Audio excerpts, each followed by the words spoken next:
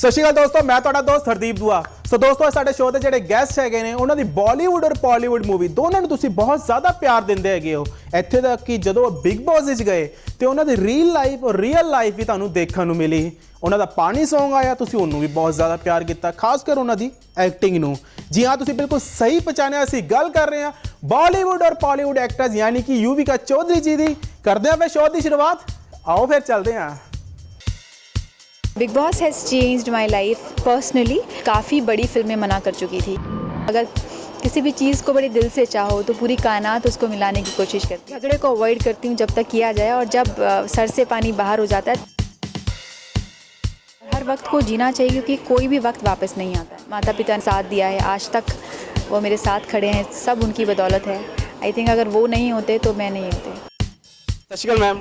सत श्रीकाल जी, शुक्रिया। Such a nice energetic introduction, thank you. Thanks ma'am, ਗੱਲ ਕਰੀਏ ਤੁਸੀਂ ਮੈਮ ਮੈਰਿਡ ਆਪਣਾ ਸਾਰਾ ਬਚਪਨ ਜਿਹੜਾ ਹੈਗਾ ਮੈਰਿਡ 'ਚ ਗੁਜ਼ਾਰਿਆ, ਦੈਨ ਤੁਸੀਂ ਉਸ ਤੋਂ ਬਾਅਦ ਫੈਸ਼ਨ ਡਿਜ਼ਾਈਨਿੰਗ ਵਾਸਤੇ ਦਿੱਲੀ ਗਏ।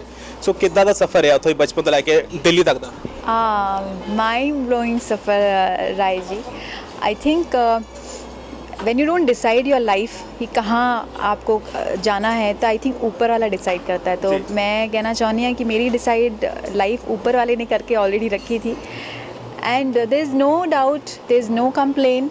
आई एम ग्लैड कुछ चीज़ें ऊपर वाला डिसाइड करता है तो अच्छा करता है। सो बहुत चंगा सफ़र रहा है। जब मैं स्कूल कॉलेज में होती थी तो मुझे नहीं पता था कि मैं बॉम्बे आ जाऊँगी, बट इच्छा ज़रूर होती थी। कहते हैं ना कि मेरी फ़िल्म का डायलॉग है ओम शांति ओम का, अगर किसी भी चीज़ को बड़े दिल से चाहो तो पूरी कायनात उसको मिलाने की कोशिश करती है। सो आई थिंक यही हुआ कि बचपन में मैं सोचती थी कि काश एक बार मैं नज़र आऊँ स्क्रीन पे, बड़ी स्क्रीन पे। एक बार, बस सिर्फ एक बार की इच्छा थी। वो एक बार की इच्छा कैसे ऊपर वाले ने सुनी, कैसे आना हुआ, I have no idea. I think एक विश किया था जो एक्चुअली पूरी हो गई।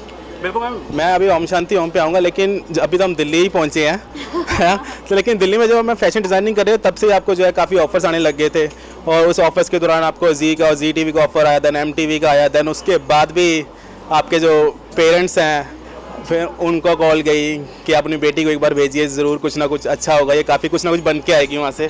कैसा रहा? First of all thank you. I like the way you done proper homework on me.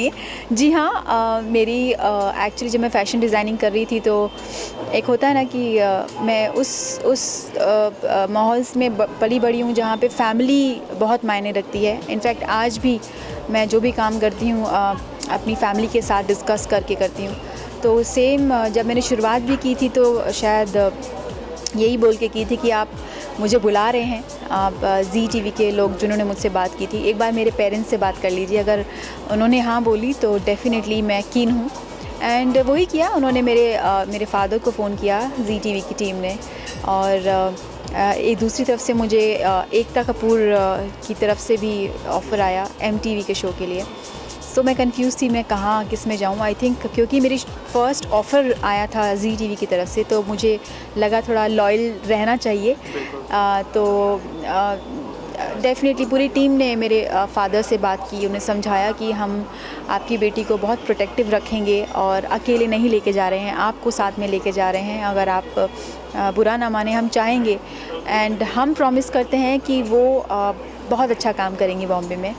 I understand जब पेरेंट्स जब शुरू में होते हैं तो थोड़ा डरे रहते हैं कि लड़की कैसे क्या, और एंड ऊपर से फैमिली के लोग क्या बोलेंगे कि इंडस्ट्री में कोई भी नहीं है हमारी फैमिली से, और कैसे अब तो फिर भी लोग थोड़ा ओपन हो गए हैं, बट इट हैपन्स जब आप इकट्ठे एक परिवार में रहते हैं जहाँ पे आपको लगता है कि इंडस्ट्री में जाना एक बहुत बड़ी बात। तो इतना ही बोलूँगी कि पेरेंट्स ने जो मेरे माता पिता ने जो मेरा साथ दिया है, आज तक वो मेरे साथ खड़े हैं, सब उनकी बदौलत है। आई थिंक अगर वो नहीं होते तो मैं नहीं होती। बिल्कुल, जब आप कॉन्टेस्ट में गए तो कुछ ही दिनों बाद आपकी जो लाइफ है वो टोटली चेंज होनी शुरू हो गई थी, और देन उसके बाद फिर आपको एड्स भी मिलने लग गए थे। लेकिन एड्स में भी आपने अपने एड्स को भी कह सकते हैं कि काफ़ी इन्जॉय किया उस वक्त भी, जिसे हम स्ट्रगल बोलते हैं। जी हाँ, मैंने हर वक्त को जिया है एक्चुअली, और हर वक्त को जीना चाहिए क्योंकि कोई भी वक्त वापस नहीं आता है। तो मैंने यही किया। मुझे पता था कि मैं यहाँ आ गई हूँ और यहाँ से वापस तो नहीं जाना है। तो सिर्फ एक रास्ता था, मेहनत जो मैंने की, और टफ़ टाइम को भी स्माइल करके पास किया, और पीछे मुड़ के नहीं देखा। So that is the reason काफ़ी हेल्पफुल रहा जो कुछ भी मैंने किया, जो कुछ भी मैंने डिसीजन लिए. So I am happy where I am today. बिल्कुल मैम, एड्स के दौरान आपको उसी वक्त फरह मैम की भी कॉल आ गई थी ओम शांति ओम के लिए. सो वो क्षण कैसा था आपका? आई थिंक उससे पहले मैं कुछ काफ़ी बड़ी फिल्में मना कर चुकी थी, जैसे मुन्ना भाई पार्ट 2, जिसमें राजू ईरानी जी ने खुद मुझे बैठ के समझाया था कि ये रोल ऐसा है और मैं चाहता हूँ कि आप इस रोल को करें. और काफ़ी फिल्में थी जिनमें मैं समझ नहीं पा रही थी, कोई गाइडेंस नहीं थी, कोई गॉडफादर नहीं था मेरी लाइफ में. तो मुझे लगा कि जो अच्छा लगा किया, जो अच्छा नहीं लगा मना कर दिया. तो उस वक्त मैंने कुछ फिल्में मना की जो मुझे लगा कि नहीं करना चाहिए था.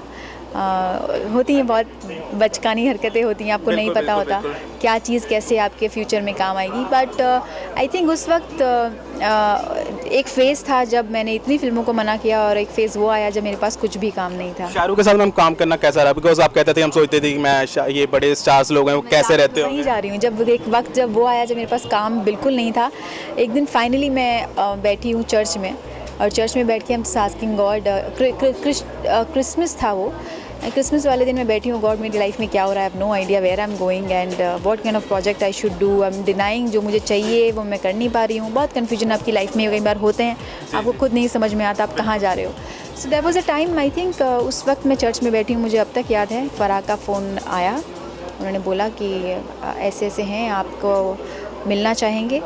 मैं उनके घर गई, जाके बैठी, और उन्होंने मुझे फ़िल्म का ऑफ़र किया. सिंपली उन्होंने बोला शाहरुख के साथ फ़िल्म है, करना चाहोगी? मैंने कहा बिल्कुल. मैंने स्क्रिप्ट नहीं पूछी, मैंने कुछ नहीं पूछा. मेरा सिर्फ जवाब ये था, I think God has given me one more chance and I should just grab it. Call तो मैं आपको बहुत सारी आती है. मिथुन दा की भी आपको कॉल आई थी कि आप फिल्म में काम करना चाहेंगी, और उसके बाद गोविंदा जी के लिए क्या कहना चाहेंगे और मिथुन दा के लिए क्या कहना चाहेंगे? I think both of them are super talented actors and wonderful human being. और मैंने उनके दोनों के साथ काम किया है. मिथुन दा के साथ मैंने एज अ प्रोड्यूसर काम किया है, एज अ एक्टर ऑल्सो काम किया. उन्होंने मेरी फिल्म में, उन्हीं की मैंने फिल्म की है. एंड वंडरफुल होस्ट, एक परिवार की तरह रहते हैं. जब आप फिल्म में काम करते हैं बहुत कुछ सीखने का मौका मिलता है. जैसे हम लोगों को हमेशा बोलते थे कि इकट्ठा बैठ के खाना चाहिए. अब आजकल मुझे समझ नहीं आता, सब लोग अपनी अपनी लाइफ में रहते हैं, तो वो चीज़ बहुत आपको अटैच फील कराती है. जब आप सेट में भी काफ़ी खाना बना के खिलाते थे सबको. कला, उन्होंने मुझे दही भिंडी बनानी सिखाई है.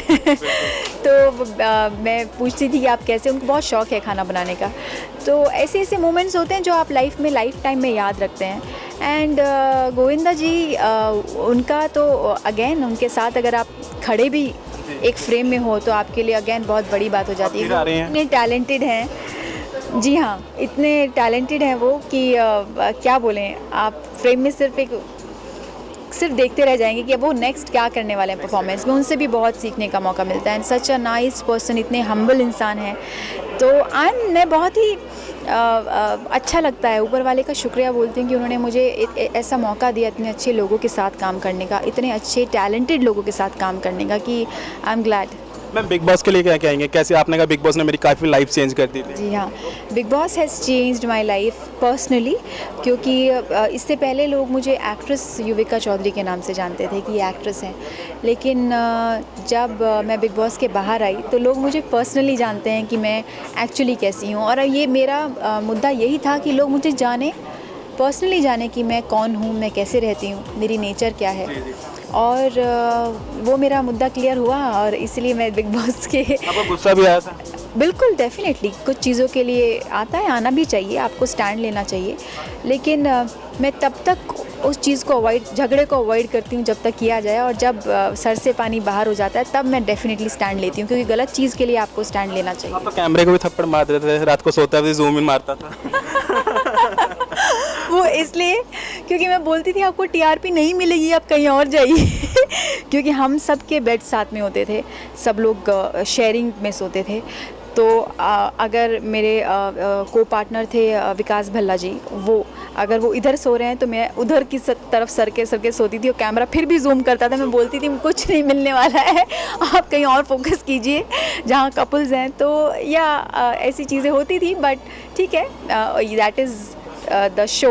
जो बहुत मज़े की बात तो ये थी कि वहाँ पे 2 टाइम खाना बनता था, और जिसके लिए सीमित मात्रा में राशन आता था, और जब राशन ख़त्म होता था तब असलियत कहीं ना कहीं बाहर आती. देखिए मेरा तो पूरा सीज़न खाना बनाने में निकल गया मैंने घर में कभी काम नहीं किया था, बट जो चीज़ें मैंने वहाँ से सीखी हैं, जैसे मैंने बोला बिग बॉस ने मेरी लाइफ चेंज की है, वो चीज़ शायद मैंने घर में नहीं की थी। और आज मुझे अच्छा लगता है कि मैं बोल सकती हूँ मुझे खाना बनाना आता है। तो दोनों टाइम का खाना बनाना, राशन को प्रॉपर्ली संभाल के रखना, किसको कितना क्या कैसे, इट्स माइंड ब्लोइंग। वो घर आपको सब सिखा देता है। बिल्कुल। हम लुधियाना में पंजाब की बात करें तो पंजाबी इंडस्ट्री में आप काफ़ी फिल्म्स कर चुकी हैं। लास्ट लकीरें भी आई थी, ठीक है, उससे पहले भी आ रहा था कैचअप। सो काफ़ी कुछ हमने पंजाबी भी आपने काफ़ी बोलने की सीखी, काफ़ी इंप्रूव हुई आपकी पंजाबी। कैसा लगा पूरा इंडस्ट्री में, पंजाबी इंडस्ट्री में काम करके? कैसा लगा? अब लगा कि अभी भी बहुत अच्छा लग रहा है मुझे, और मैं अभी जल्द ही किसी अच्छे प्रोजेक्ट के साथ आऊँगी, क्योंकि मेरा अटैचमेंट इतना है कि मैं इस इंडस्ट्री को नहीं छोड़ सकती, इस बोली को नहीं छोड़ सकती, यहाँ के रहन सहन को नहीं छोड़ सकती। तो आई थिंक अभी भी मैं I was just sitting and talking to some people की कोई अच्छी स्क्रिप्ट जो मुझे लगेगा कि हाँ मुझे करनी चाहिए, तो डेफिनेटली मैं स्क्रिप्ट भी आऊँगा। लेकिन आपको पानी सॉन्ग भी है जो भी, उसका भी पूरे वर्ल्ड से आपको प्यार मिला है, सबके काफ़ी फैंस। जी हाँ, पानी ने तो मुझे इतना प्यार दिया कि मैंने सोचा नहीं था। मैं हाले तक इना पानी भी नहीं पीता जिन्ने एक मैं तेरे बिच हंझू पी गया कि पानी इतना ज़्यादा खिल के आएगा, सबको इतना पसंद आएगा बेइंतहा। बल्कि मुझे नहीं पता था वो रोल ऐसा होगा क्योंकि मैंने बिग बॉस में जाने से पहले वो गाना किया था, पर बहुत ही खूबसूरत गाना है, लोगों को पसंद आता है। एंड ये मेरी शुरुआत है एक्चुअली। मैं चाहती हूँ, इस गाने के बाद मैंने डिसाइड किया कि मैं खुद भी गाना गाऊंगी। जी हाँ। और मैम एक गाना फिर गा के सुना दो, कोई भी गा दो। कोई भी कैसे सुनाऊं, बट आई थिंक मुझे उसी फिल्म के उस गाने के साथ आने तो तभी मैं गाऊंगी, लेकिन थोड़ी शुरुआत की है मैंने। जी हाँ। और पंजाबी गाना है, गाना के दो वर्डिंग्स बोल सकती हूँ कि मैं किया हेलो हेलो हेलो हेलो जी, हेलो हेलो जी। सो आई थिंक जब ये गाना आएगा, आई कैन गारंटी कि सब लोग अपने फ़ोन पे होंगे या फिर किसी को बुला रहे होंगे तो यही बोलने वाले हैं, मैं किया हेलो जी बस आप माइंडेड पहुंचने का टाइम हो रहा है हमारा, तो मेरे आखिरी दो सवाल हैं। एक आप बोलते हैं कि मैं एक सीता और गीता जैसा रोल करना चाहती हूँ जो मेरे को मिल रहा है, जिसमें मेरे दोनों शेड्स में देखने को मिल सकते हैं। और दूसरी बात आप कहते हैं कि माधुरी दीक्षित और श्रीदेवी मेरे फेवरेट हैं, क्या कहना चाहेंगे? जी हाँ, और इन्होंने ये ऐसी फिल्में की हैं, श्रीदेवी जी ने ऐसी फिल्म की है जहाँ डबल रोल निभाया है। एंड अच्छा लगता है जब आप दो कॉन्ट्रास्ट कैरेक्टर करते हैं। आई एम एन एक्टर, मैं अपने आप को और एक्सप्लोर करना चाहती हूँ। आई थिंक मैं एक ऐसी लालच होता है हम सब एक्टर्स में कि हम कभी भी वो मौका नहीं छोड़ते जिसमें कुछ अलग ना हो। सो मैं कोशिश करती हूँ और अभी भी कोशिश कर रही हूँ कुछ अलग कैरेक्टर आए जिसमें लगे लोगों को अरे ये युविका नहीं, वो कैरेक्टर है। सो इसलिए मेरी हमेशा खोज रहती है कि कुछ अच्छा और अलग लाऊं जिसमें लोग रिलेट कर सकें। जी हाँ। क्योंकि इसमें पेरेंट्स का बहुत बड़ा हाथ होता है, और आप हमेशा कहते हैं कि जो मेरा फैमिली है वो मेरा वर्ल्ड है, तो पेरेंट्स के लिए ज़रूर दो शब्द। मैं इतना ही बोलना चाहूँगी, आई लव यू मम्मा पापा एंड माई ब्रदर। आपने मेरी लाइफ में जिस तरीके से मेरी प्रोटेक्शन बन के खड़े हुए हैं, I think nobody can does, and thank you so much. And मैं आई थिंक रिटर्न नहीं कर पाऊँगी इस लाइफ में, और यही चाहूँगी कि आप जैसे माँ बाप सबको मिले, इतना सपोर्ट सबको मिले। And thank you so much. I think thanks तो एक वर्ड है, वो एक बहुत छोटा हो जाता है, बट माई फीलिंग्स उससे भी ज़्यादा हैं। Thank you and I love you. I am sure मैं ऐसे ही आपको प्राउड फील कराती रहूँ। जैसे मैंने घर से बाहर पहली बार कदम रखा था, and I told my father मैं आपको कभी आपका सर कभी झुकने नहीं दूँगी। And I feel so proud कि जब आज वो मुझे बोलते हैं कि बेटा आपने अपने वर्ड्स रखे और इसीलिए हमने आपको हाथ पकड़ के आगे बढ़ने दिया। तो I think that's more than enough, and thank you. So दोस्तों ਅਸੀਂ ਆਸ ਕਰਦੇ ਕਿ ਤੁਹਾਨੂੰ ਸਾਡਾ ਇਹ ਸ਼ੋਅ ਬਹੁਤ ਵਧੀਆ ਲੱਗਿਆ ਹੋਣਾ। ਆਪਣੇ ਸ਼ਹਿਰ ਨੂੰ ਹਮੇਸ਼ਾ ਸਾਫ਼ ਰੱਖੋ, ਆਪਣੇ ਮਾਤਾ ਪਿਤਾ ਦਾ ਹਮੇਸ਼ਾ ਧਿਆਨ ਰੱਖੋ। ਕੈਮਰਾ ਪਰਸਨ ਬੀ ਮਨਜੀਤ ਦੇ ਨਾਲ ਹਰਦੀਪ ਤੁਹਾਨੂੰ ਦਿਓ ਇਜਾਜ਼ਤ। ਧੰਨਵਾਦ।